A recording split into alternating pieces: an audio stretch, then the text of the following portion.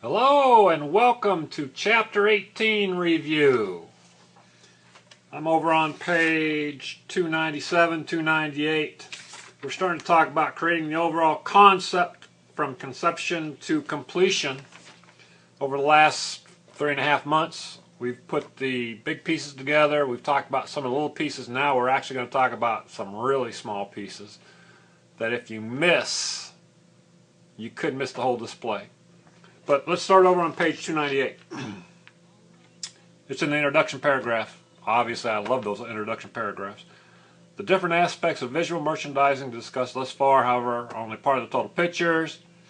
Along with eye-appealing visual presentations, advertising campaigns, special promotions, and attractive and functional merchandise display, a number of other areas must be addressed, such as packaging, hand tags, logos, marketing campaigns, etc., etc. Don't miss the small things.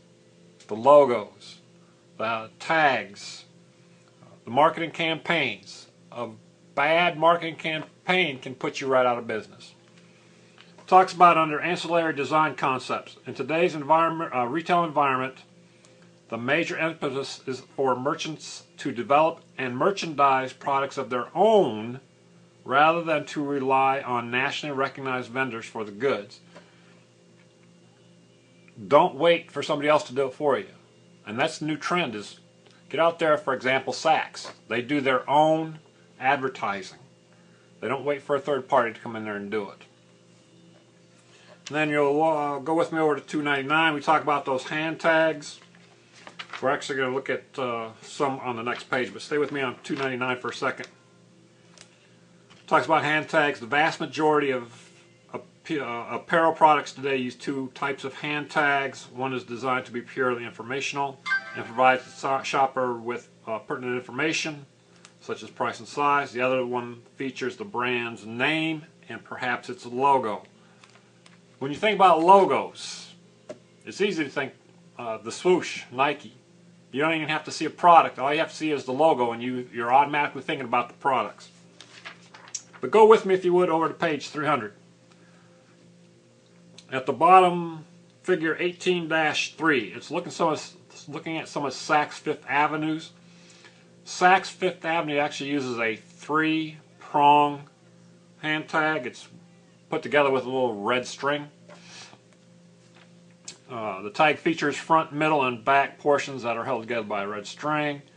The first is black and merely shows the brand. The second is red and features an embossed version of the first, and the back uses a photograph of New York City to impart the brand's universal cosmopolitan spirit.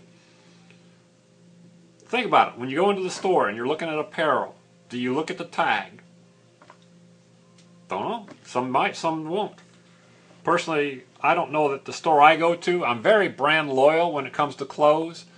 And I was just thinking, I don't think my store has tags on them because I am brand loyal to Goodwill.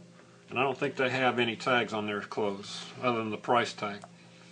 On 301, we get to one of the biggest things a visual merchandiser has to worry about is the logos. Like Pony, Ralph Lauren, Timberland, Pro Series. You'll see some examples down there at the bottom of 301. But in your own mind, you don't even need to see them on paperwork. All you have to say is Pony or Ralph Lauren, and images, Reebok, things like this come right to mind. Labels. Now you guys are probably too young to remember the old t-shirts that had the white tag in the back, which are going away. They're all now just printed on the shirt itself. And now it's not uncommon to find labels on both the inside and the outside of some products. So it's like free advertising. They're buying your shirt and advertising for you. Now if you go with me, stay on 302 with me, look at figure 18-5 where that's that walk-in closet display. Now remember, that's a display, not an actual closet. And then talk about the facility's creation. We talked about it a little bit in chapter 4 already, but the facility's layout of any retail establishment is invaluable. Its uniqueness in terms of functionality and eye appeal helps to provide environments that enhance the merchandise offering. Think about it. If you can walk into a store and picture a closet like that and actually walk into that closet inside a store, wouldn't you want that closet? Man, I'd love to have that closet. That's bigger than my house. And then, if you go with me a little bit, we talk about how to, if you have an extremely large window, display window, and you don't have that much merchandise, how to cut it down.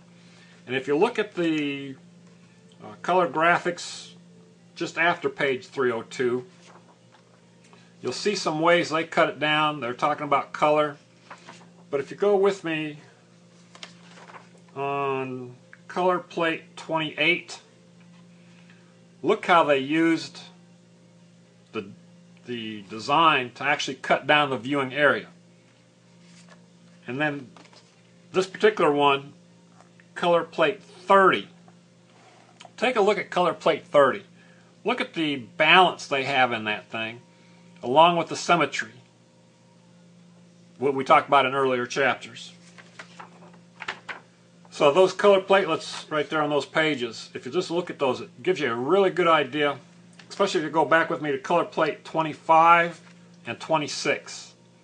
It's the same display, but if you look at 26 first, you can see the entire window. And then if you go back to page or color platelet 25, you'll see just what the eye would see, because they've cut out all that other display by using those designs around the display window. Very creative. Over on page 303, we talk about promotional endeavors, publicity vehicles such as marketing campaigns. On 304, we start talking about advertising. Advertising, does it play a role? Look at what it says on page 304. Any daily or Sunday newspaper contains a wealth of advertisements alerting consumers to items that the merchandiser hopes will grab their interest. Guys, do we still look at the newspaper?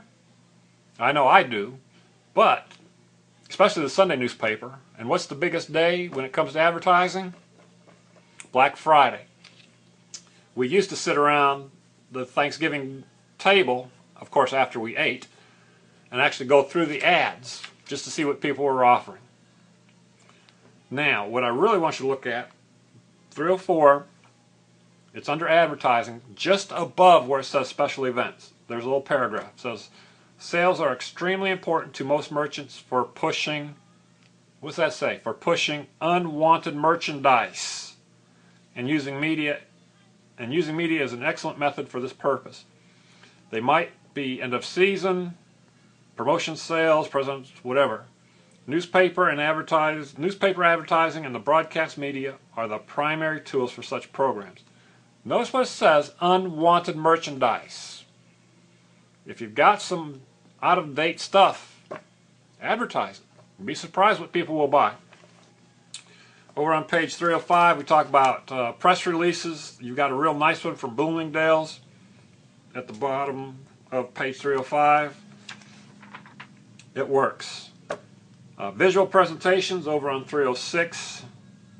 Just remember, the displays are extensions of advertisements and specials. So you have to know what's going in the newspaper before you start designing your windows. What's this on page 306 again? Point of purchase displays. We've talked about point of purchase displays just a couple chapters ago. I think I beat you up enough about those.